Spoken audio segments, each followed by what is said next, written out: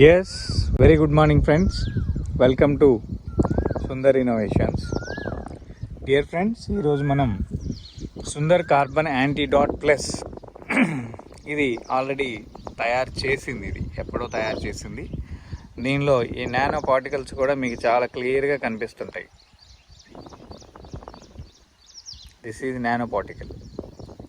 Okay, so ఈ తయారు చేసిన మెటీరియల్ని మీకు పంపిస్తే ఈ రకంగా ఒక బయోడీజిల్ లాగా, ఆ డీజిల్ కలర్ మాత్రమే ఉంటుంది, బట్ ఇదంతా కూడా వాటర్ ఏజెంట్ మెటీరియలే. చాలా క్లియర్గా ఇంజన్లో ఈ నానో సర్ఫేస్ అనేది అంటే కొంచెం అడ్వాన్స్డ్ టెక్నాలజీ యాడ్ అయిన తర్వాత ఈ నానో సర్ఫేస్ వాల్యూస్ని కొంచెం పెంచడం జరిగింది. వాటితో మీకు డైరెక్ట్గా ఈ కనెక్టివిటీ చూపించే ప్రయత్నం చేస్తూ ఉన్నాం. సో మిత్రులారా, మనం ఇప్పుడు ఈరోజు బజాజ్ డిస్కవర్ వెహికల్కి మనం చేస్తున్నాం.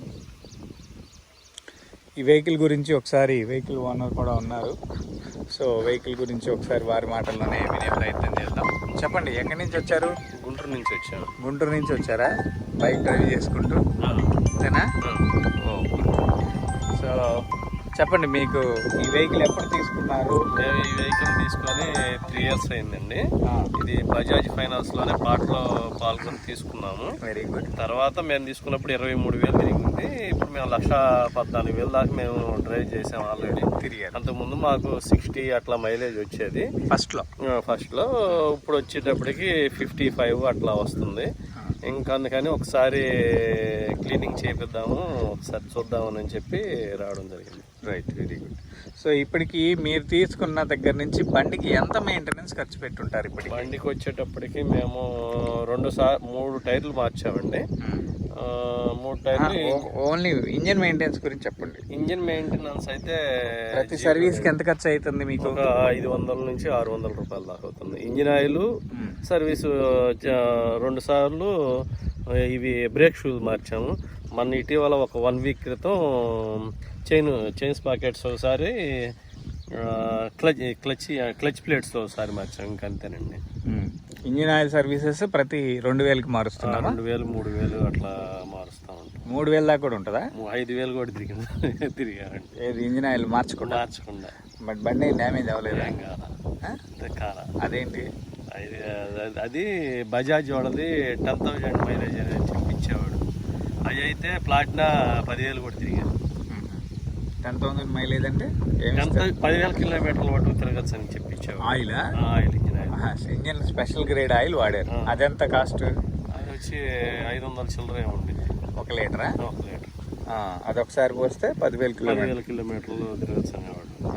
ఆయన ఏంటంటే మెకానిక్లు 10,000 దాకా ఉండదు అది ఆయిల్. మెకానిక్లు చెప్పడం ఏంటంటే వాళ్ళు చెబుతారు అట్లా ఉండొద్దు, మీరు ఎర్లీగా 2,000కి 3,000కి మార్చుకోండి, ఇంజిన్లు చెడిపోతాయి అని చెప్పి మెకానిక్లు కాదు. ఇంజిన్ ఆయిల్ డ్రై అయిపోద్ది. ఇప్పుడు మేము కూడా ఇంజిన్ ఆయిల్ పనిచేస్తుంది అని చెప్తాము, కానీ ఇంజిన్ ఆయిల్ గ్రేడ్ని బట్టి అది డ్రై అయిపోద్ది.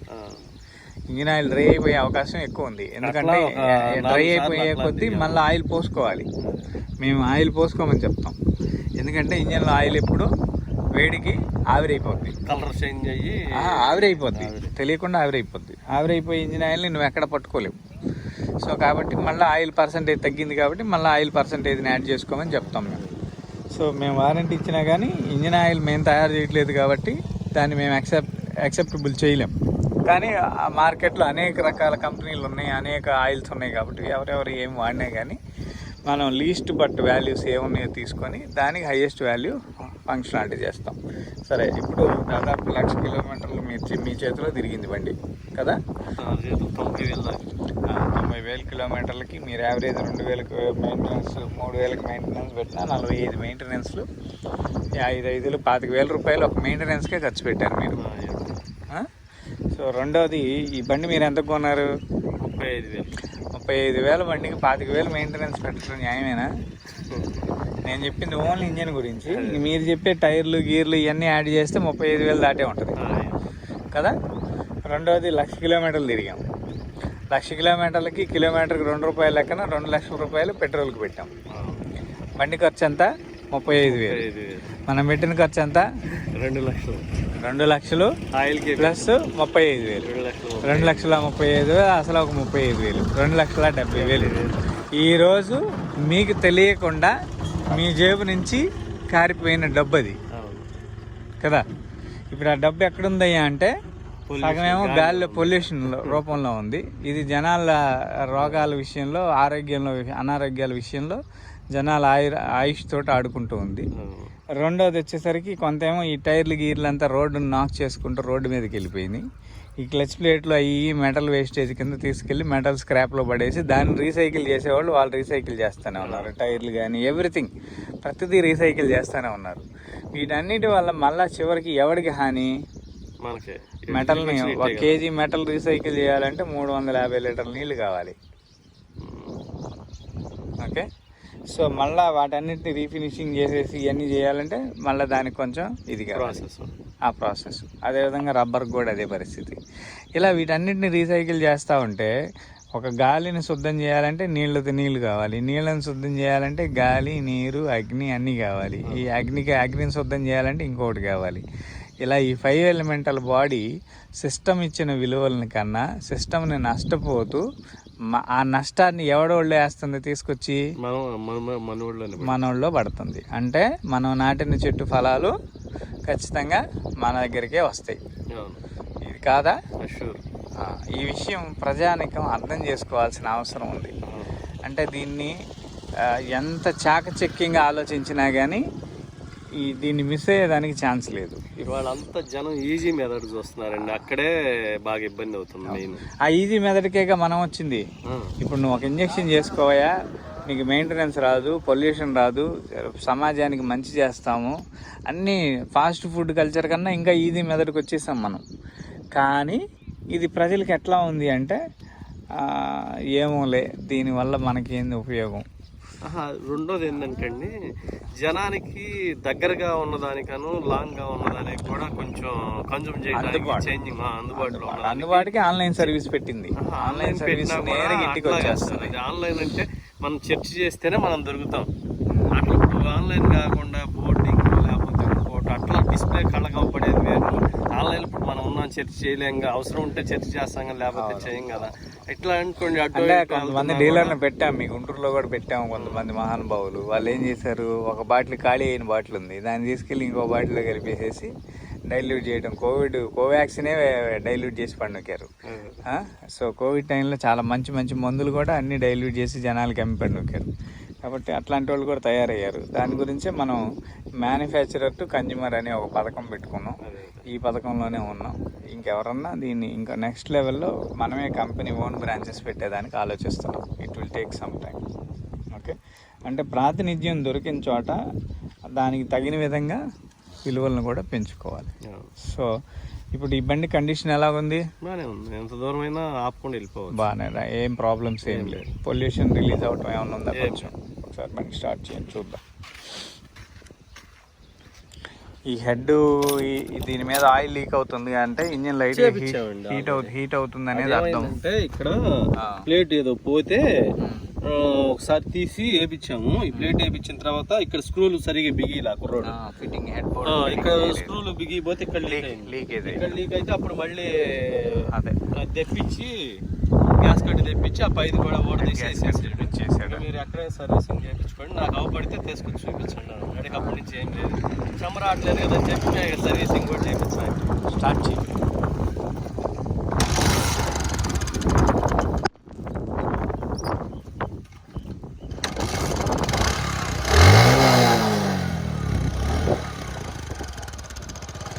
స్మెల్ చెక్ చేయండి.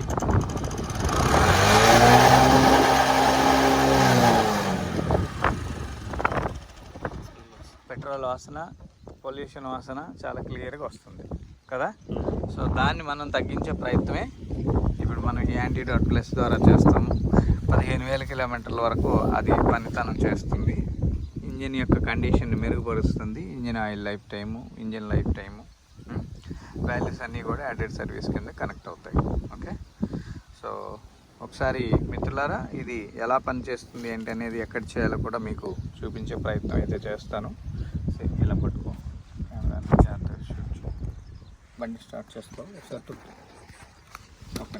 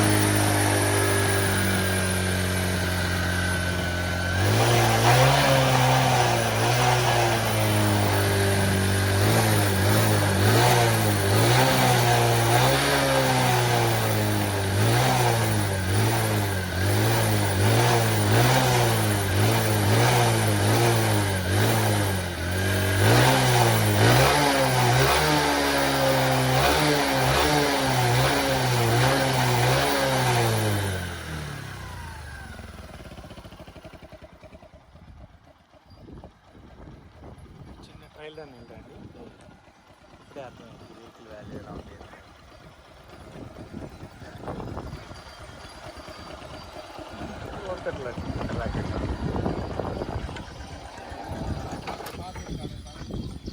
బండి గేర్లో ఉంది చూడు.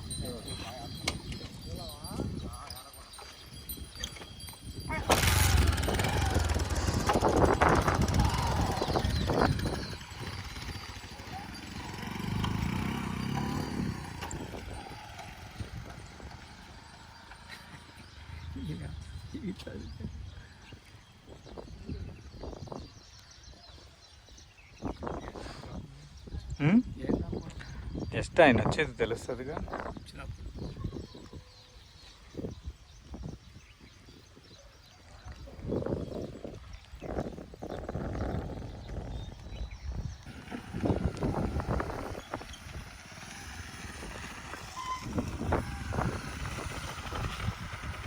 కొంచెం హార్డ్నెస్ తగ్గినట్టు. ఎస్, మనకి ఇమ్మీడియట్గా వచ్చే రిజల్ట్ ఏంటంటే ఇంజన్లో ఒక స్మూత్నెస్ తెలుస్తుంది. స్మూత్నెస్కి దానికి కారణం ఏంటంటే క్లీన్ కంబషన్ జరిగినప్పుడు దానికి రుజువులు ఉంటాయి. ఏంటి రుజువులు? ఎగ్జాస్ట్ గ్యాస్లో ఏం మెటీరియల్ వెళ్ళిపోతూ ఉంది, ఏం మెటీరియల్ వస్తూ ఉంది అనేది కూడా తెలుస్తుంది. అన్బర్న్ హైడ్రోకార్బన్ అని నువ్వు కొట్టించిన పెట్రోల్ కంప్లీటెడ్గా మండకుండా బయటికి వెళ్ళిపోతుందని కొన్ని బిఫోర్ పొల్యూషన్ అంటే చెకింగ్ చేస్తే తెలుస్తుంది. తర్వాత చేస్తే అదంతా పూర్తిగా మండిపోయినట్టు తెలుస్తుంది. మండని ఇంధనాన్ని మండిస్తే ఎవరికి ఆదాయం? మనకే ఆదాయం, మనం కొట్టించిన పెట్రోల్ కాబట్టి ఆ విధానాన్ని దీంట్లో పెంచి ఇంప్లిమెంట్ చేస్తే పొల్యూషన్ అనే భారతు గాలిలో కలిసి గాలిని ఇబ్బంది పెట్టకుండా, మనల్ని ఇబ్బంది పెట్టకుండా, మనకన్నా ముందర గాలి కూడా ఇబ్బంది పడుద్ది. ఎందుకంటే అదంతా ఆక్సిడేషన్ ప్రాసెస్ జరగాలి, ఆక్సిజన్ కిందకి మారాలి. ఈ అన్బర్న్ మెటీరియల్ అంతా కూడా డయాక్సైడ్స్ కిందకి వెళ్ళిపోతాయి. అదంతా ఎయిర్లో సింథసైజ్ అవ్వాలంటే చాలా క్లిష్టతరమైన పరిస్థితి. ఈ కెమికల్ డయాగ్నోస్, ఈ ఫిజికల్ డయాగ్నోస్ అంతా కూడా ప్రజలు తెలియాలంటే చేయలేని పరిధి. దాన్ని మళ్ళీ మనం రీసెర్చ్ ఓరియంటెడ్గా సక్సెస్ఫుల్ వాల్యూస్ తోటి ఫస్ట్ యాంటీడాట్ చేసాం, యాంటీడాట్ ప్లస్ చేసాం. ఈ యాంటీడాట్ ప్లస్లో ఏం చేసామంటే లైఫ్ స్పాన్ని ఇంక్రీజ్ చేసిన లైఫ్ స్పాన్ దాదాపు లాస్ట్ 1.5 year నుంచి డిఫరెంట్ వెహికల్స్ మీద మనం ప్రతి దాన్ని వీడియో రూపంలో చూపించే ప్రయత్నం చేస్తున్నాం. వితిన్ మినిట్స్లోనే రిజల్ట్ పొంది ఆ విలువల్ని కంటిన్యూస్గా అప్ టు 10,000, 15,000 సంవత్సరంలో 15,000 బండి తిరగాలంటే అలా తిరగాలి. సో అలా తిరిగే వాళ్ళు కూడా కొంతమంది వాళ్ళు కూడా రెండోసారి మూడోసారి వచ్చిన వాళ్ళు కూడా ఉన్నారు. అలా కంటిన్యూస్ ప్రాసెస్ నడుస్తుంది. సో ఇది ఇప్పుడు మీరు రిటర్న్ గుంటూరు వెళ్ళేటప్పటికి మీకు వచ్చేటప్పుడు వెళ్ళేటప్పుడు మైలేజ్లో కూడా కొద్దిపాటి వ్యత్యాసం ఉంటుంది. రన్నింగ్ ఎందుకంటే బండిలో ఉండే హార్డ్ కార్బన్ అంతా రిమూవ్ అవ్వాలి. ఒక 400-500 కిలోమీటర్లు తిరిగితే కానీ ఇదంతా చెత్త చెదారం బయటికి పోదు. ఇది పోయిన తర్వాతకి ఇంజన్లో కంఫర్ట్స్ పెరుగుతాయి. దాంతోపాటు మైలేజ్, స్మూత్నెస్ అన్నీ 1 to 1 ఇంకా యాడ్ ఆన్ అవుతూ ఉంటాయి. అంటే ఇది నువ్వు వాడే కొద్దీ ప్రయోజనాలు కనిపిస్తూ ఉంటాయి. సో ఫ్రెండ్స్, ఈరోజు వీడియో. మళ్ళీ ఒక వీడియోలో కలిసే ప్రయత్నం చేద్దాం. Thank you for watching our live video. Thank you very much.